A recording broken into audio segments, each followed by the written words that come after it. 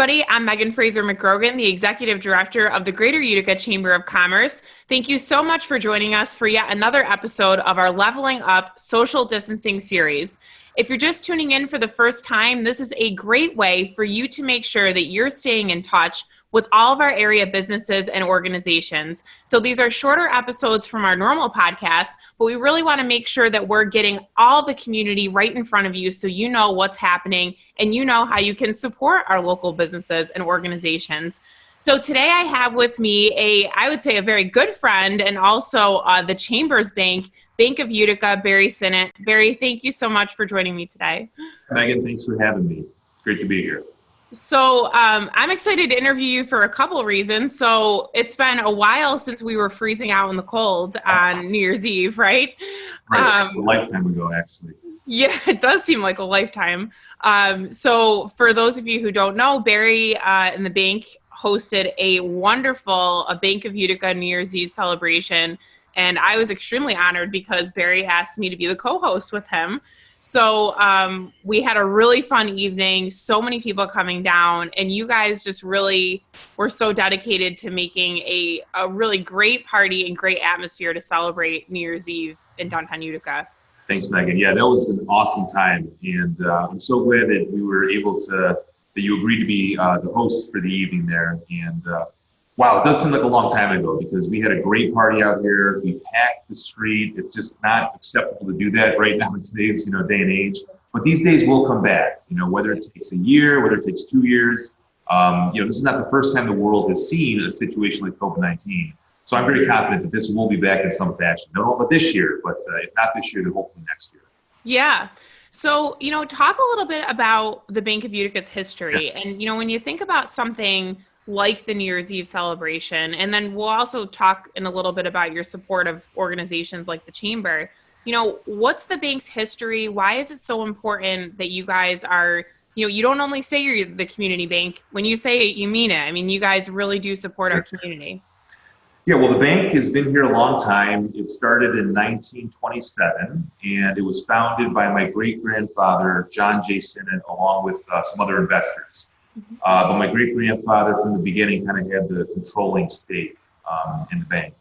He started it later in life, though, maybe in his 50s. And my grandfather, Roger J. Sinnott, who was very, good friend of the Chambers for his whole life, he ended up graduating from college right at the height of the Depression.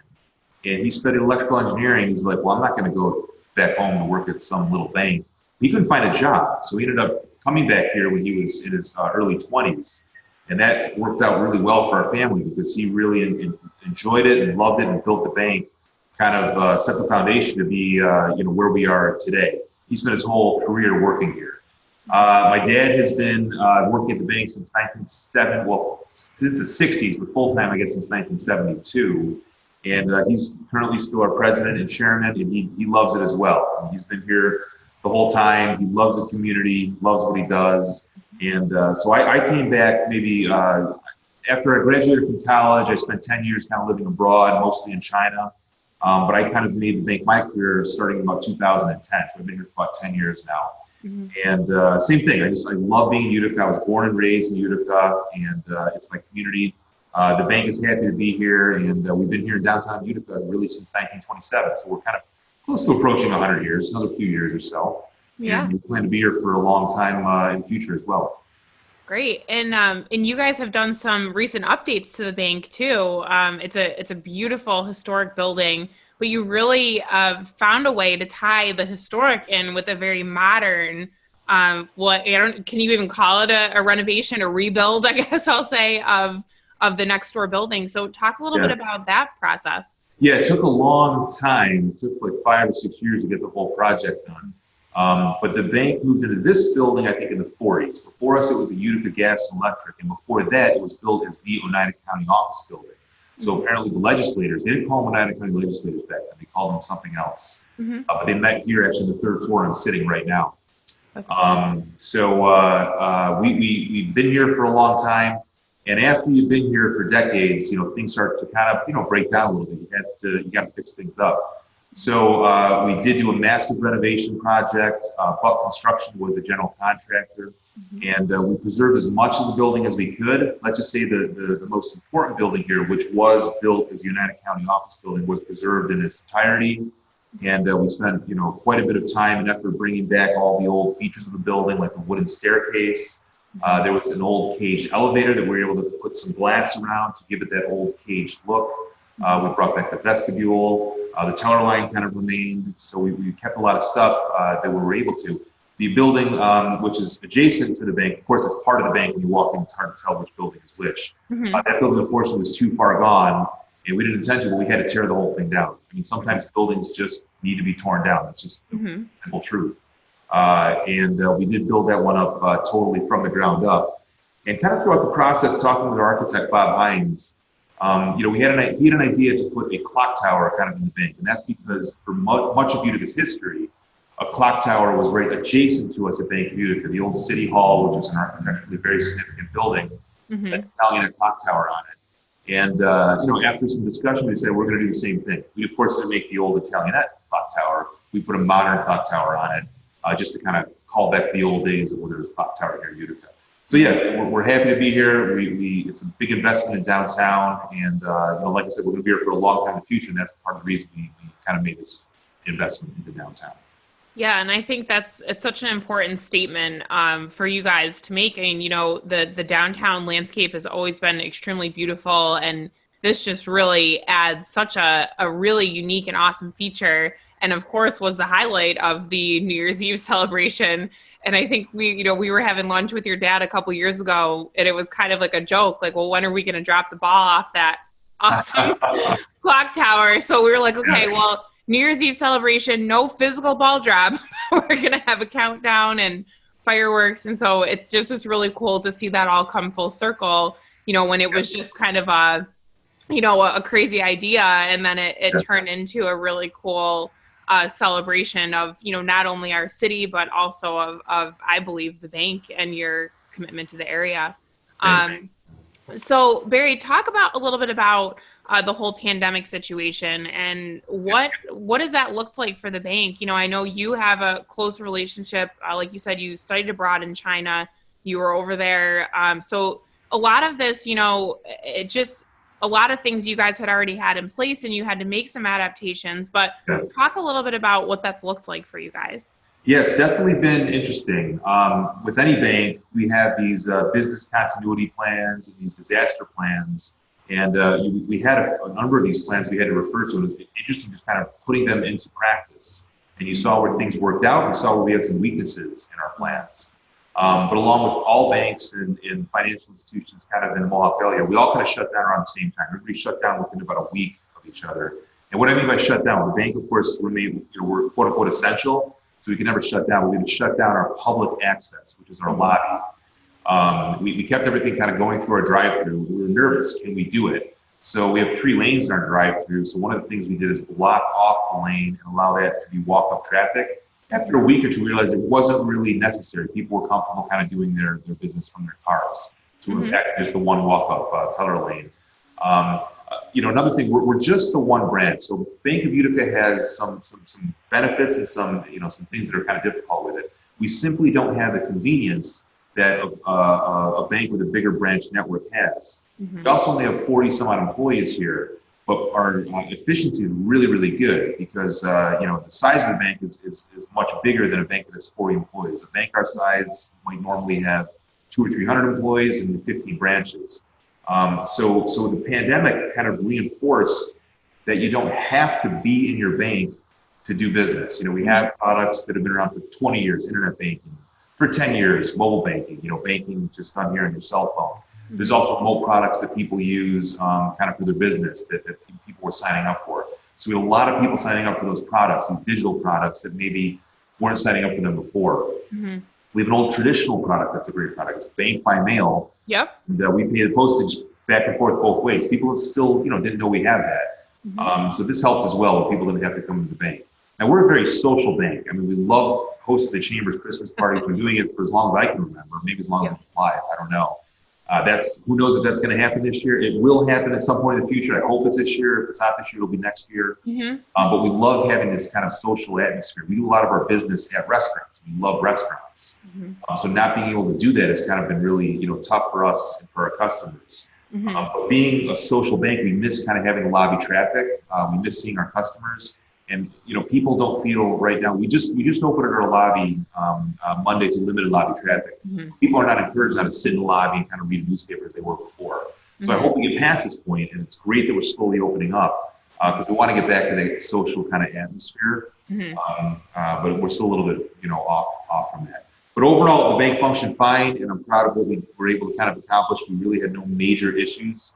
Of course, major inconveniences for people, but things worked and things happened, and we were able to get through it so far. Yeah, and I know as being the bank for the chamber, you guys have been very accommodating. As you know, we are very isolated in my family, so we've been doing all of our banking, like you mentioned, the bank by mail product. I never even had thought of before. And, when I called up and talked to Terry, she's like, you could just send in your deposits. And really? You just don't even think about stuff like that. So, the fashion product is still really good for today. Yeah. I mean, it's very convenient. And I think, you guys have done a great job at making sure that people feel comfortable, banking however they see fit. And I think that's kind of the name of the game of this, right? Yep. Comfort levels are different. And, knowing you guys, I know how difficult it must be. You just mentioned, people sitting in the lobby reading the newspaper. That is so true. I mean, every time I come into the bank, to see you or Heather or Brian or your dad, yeah. I mean, there's always, people sitting there socially, maybe reading a newspaper, maybe drinking a cup of coffee. So I can imagine that that's probably a little bit different feel for you guys. Right. Well, we'll get past it. I mean, once this whole thing is over, one thing I was worried about too is when we reopened the lobby to limited lobby traffic earlier this week, is it going to be all standoffish, and we're now going to have these big plexiglass barriers, which we have, but they're clear and they're not so kind of like standoffish as I was worried. So the bank still looks pretty friendly, and people are there. We're all wearing masks, so that's a big change. The mask thing is well in China, I spent a lot of time there. And they got ahead of this whole COVID thing because they shut down kind of this one area where it was happening. But even in Shanghai, which has 20 million people, there were only, I think, in total 200 or 300 cases the whole time. But everybody wore a mask. And that's how China got ahead of this thing. So it's much, much harder in Europe or America to kind of have everybody wear a mask. And that's been a challenge here because we're wearing masks so that we prevent the spread of the disease, not really to protect yourself so much. And it's just been a lot tougher here to kind of have people wear masks. So one thing we're doing is asking customers if they come in to wear a mask, but it's kind of ironic. We're asking people to come into a bank with a mask on. Is that not just kind of weird, right?